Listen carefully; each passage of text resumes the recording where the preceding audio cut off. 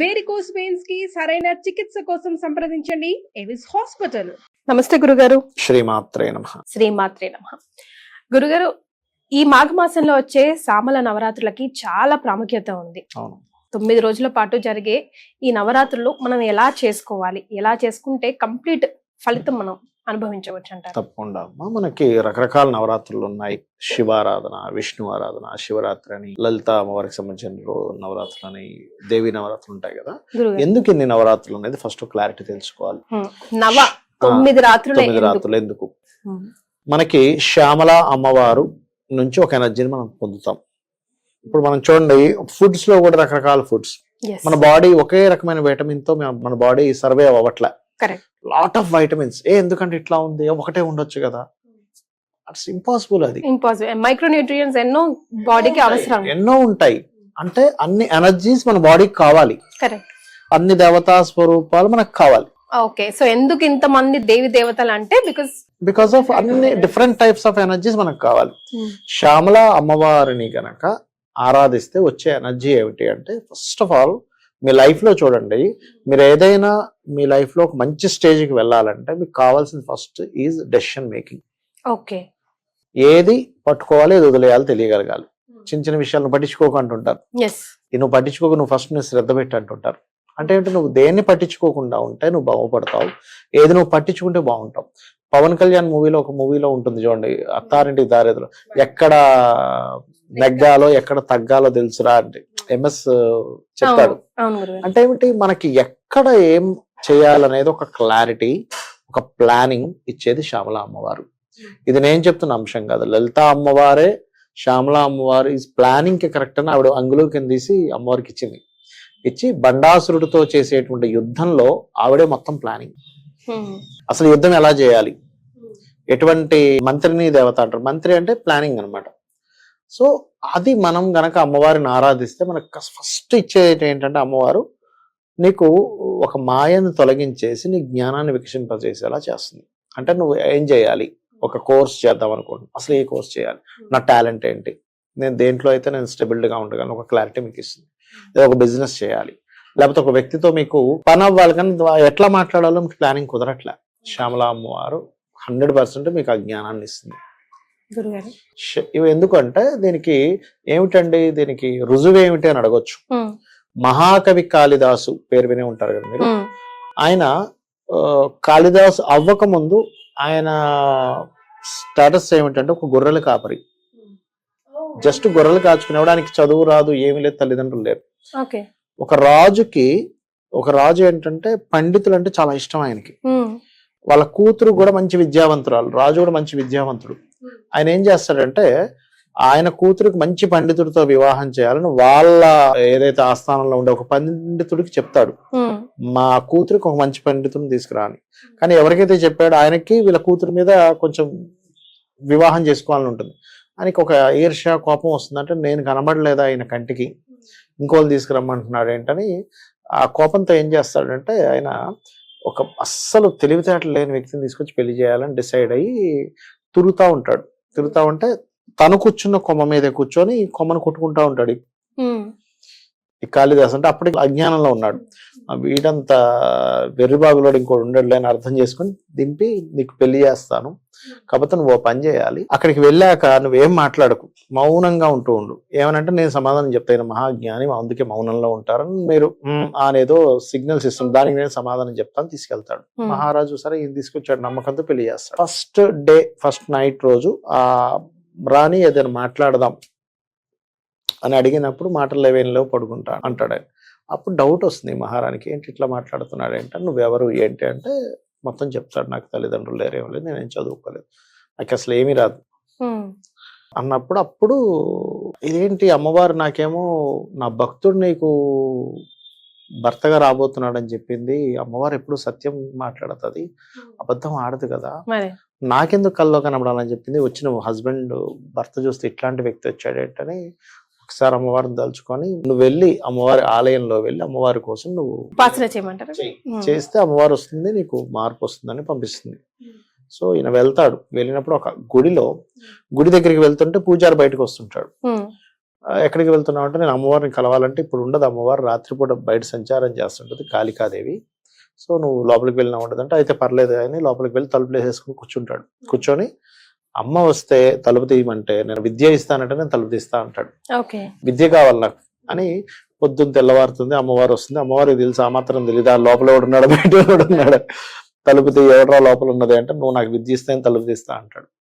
లేదు నువ్వు తీయాల్సింది అంటే లేదు నువ్వు విద్య ఇస్తా అంటేనే తలుపు తీస్తా అంటే అప్పుడు అర్థమవుతుంది ఇంత అమాయకం ఉంది, ఇంత అమాయకమైనటువంటి భక్తి అని. అంటే నేను ఉన్నాను నేను వస్తానని నమ్మాడు, అంటే నేను ఉన్నానని నమ్మాడు.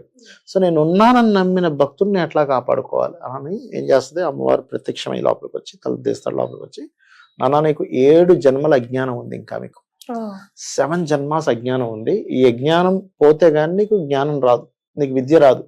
సో నేను ఏం చేస్తానంటే నీకు ఇప్పటికిప్పుడు 7 జన్మలు కంప్లీట్ చేపిస్తా, అప్పటికప్పుడే పుడతావు అప్పటికప్పుడే మరణిస్తావు, 7 టైమ్స్ అయిపోతుంది ఇప్పటికప్పుడే.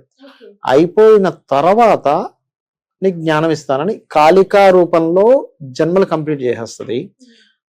ఈ జన్మలు కంప్లీట్ అయిపోయిన వెంటనే శ్యామల రూపాన్ని దాలుస్తుంది ఆవిడ, అదే కాళి శ్యామలగా మారుతుంది. మారి అతన్ని అనుగ్రహించినప్పుడు అందుకే అప్పుడే అతనికి నోటి నుంచి అప్పటి వరకు ఏమీ రానటువంటి వ్యక్తికి మాణిక్య వీణ ముపలాలయంతి మదాల్లస మంజుల వాగ్విలాస అనేటువంటి అసలు మనం అది వింటే అబ్బా ఎంత బాగా చెప్పాడు అనిపిస్తుంది. అంటే ఏమిటి, ఆ శ్యామల అమ్మవారు అనుగ్రహం కలిగితే విద్య, కాళీ అమ్మవారు అనుగ్రహం కలిగితే జన్మరాహిత్యం, జన్మల పాపాలు పోవాలి కాళీ ఉపాసన లేదా లలిత ఉపాసన. లలితే కాళీ చెప్పాలంటే, లలిత రూపం ఇంకొక రూపం కాళీ. ఈ లలిత అమ్మవారే రామ అవతారంలో వచ్చింది అసలు శాస్త్రాల్లో చూసుకున్నట్లయితే. ఈ శ్యామల అమ్మవారే కృష్ణ అవతారం దాల్చింది. ఒకసారి అర్జునుడు అడుగుతాడు, బాబా ఒక్కసారి మళ్ళీ భగవద్గీత చెప్పవా అంటే నేను చెప్పేది ఏంటి, శ్యామల అమ్మవారు నా మీద ఆవాహం, నా మీదకి వచ్చి చెప్పించింది, నేను చెప్పింది కాదంటాడు కృష్ణుడు.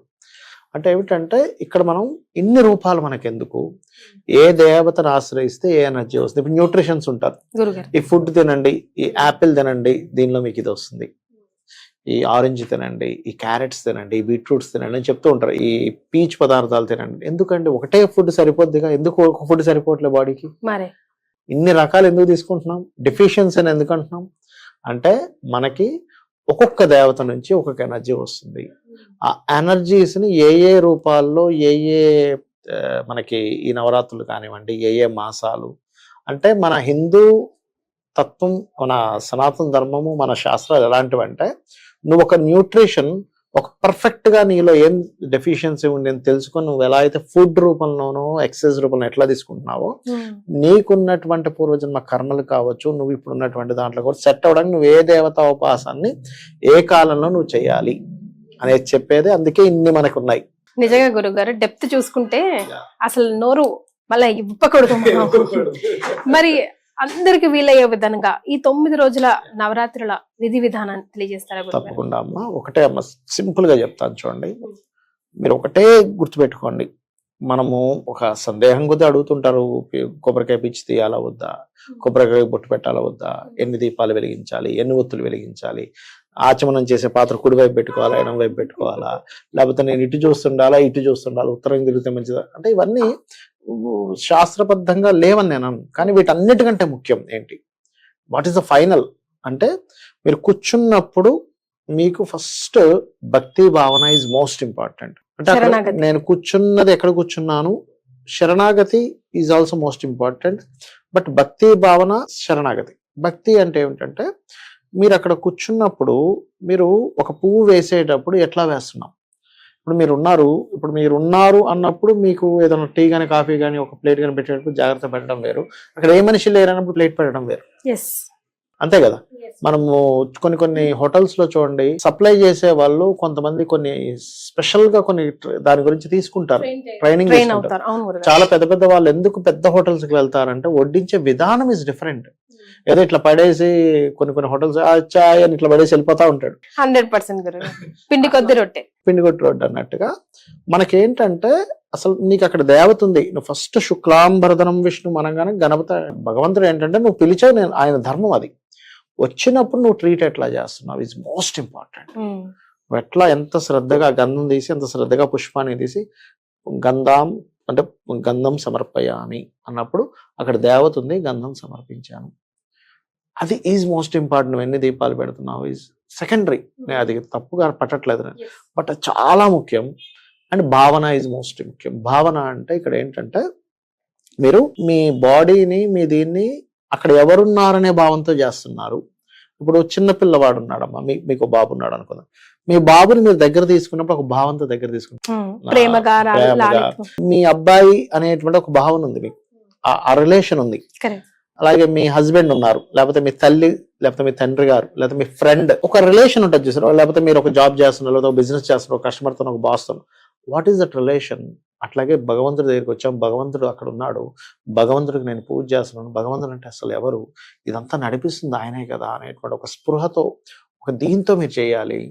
అండ్ నెక్స్ట్ ఇంకోటి ఏంటంటే, నాకేదో కావాలని అనుకుంటాం, కాదనట్లేదు, కానీ ఆల్రెడీ ఇచ్చేసావు నువ్వు. మనమే ఆయనకు రుణపడి ఉన్నాం. రుణపడి ఉన్నాం అనేటువంటి ఆ కృతజ్ఞతా భావంతో చేయాలి.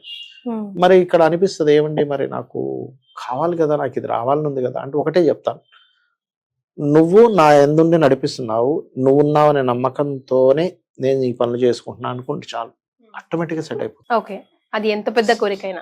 శ్యామలా దండకం చదువుకోవచ్చు. శ్యామలా నవరాత్రుల్లో యాక్చువల్గా అయితే 3 పూటలు చేయాలి. 3 పూటలు ఇప్పుడు ఉండేటువంటి దీంట్లో కుదరకపోవచ్చు, కనీసం 2 పూటలు శ్యామల అమ్మవారిది. ఈవినింగ్ 7 తర్వాత is most important time Shyamala నవరాత్రుల్లో. అండ్ శ్యామల దండకం చదువుకోవచ్చు, లేదా ఓం శ్యామలాదేవి నమః అని ఒక్కొక్క పుష్పం తీసివేయండి, లేదా ఒక గంధము పసుపు కలిపి వేయండి.